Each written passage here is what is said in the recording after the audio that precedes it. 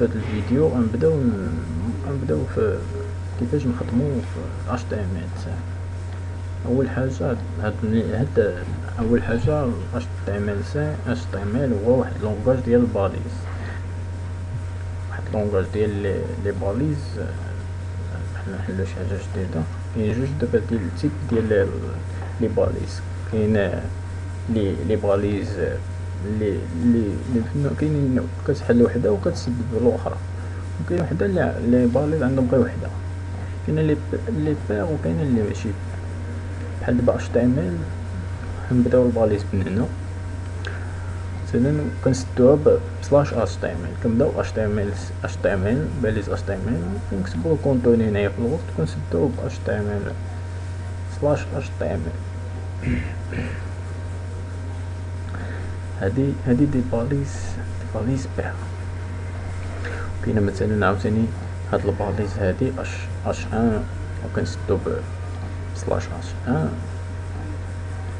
وكاينين عاوتاني لي باليز بحال هادو اللي مكيتسدوش، بحال مثلا كتبو img باليز اللي ما كتحتاجش تسدها باليز وحده صافي، غير ان سول بحال باليز في. مكاينش باليز اوفرونت و باليز فيرمون.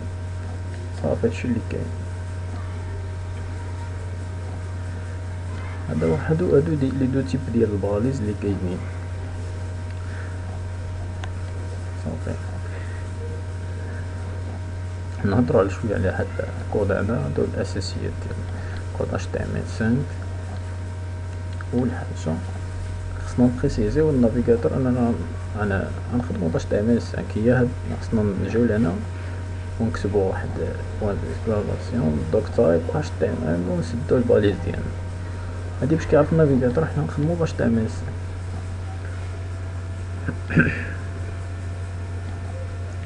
الدوكيمون هو التيب ديالو هو HTML. هذا ماشي شي حاجه، هادي ديما كنكتبوها في الاول وصافي. دوك تايب HTML صافي. المهم هذا ساهل باش تعقل عليه. دوك تايب HTML5 نسدو من هنا صافي. ماشي وبالتالي موراها غنديرو لاباليز HTML. مثلا كنحلو هنا وكنسدو هنايا. هاد الباليز هي اللي كدير في وسطها هاد الكونتوني ديال HTML.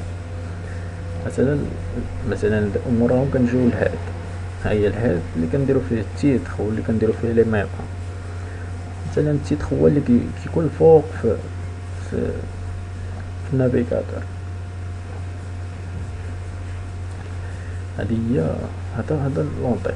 وكاين البادي هو الكور ديال السيت.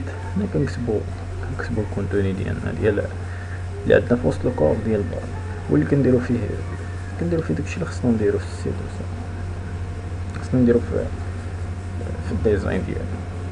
كنسدو من هنا هذا هو واحد هادشي بازيك ديالنا اللي غنحتاجو.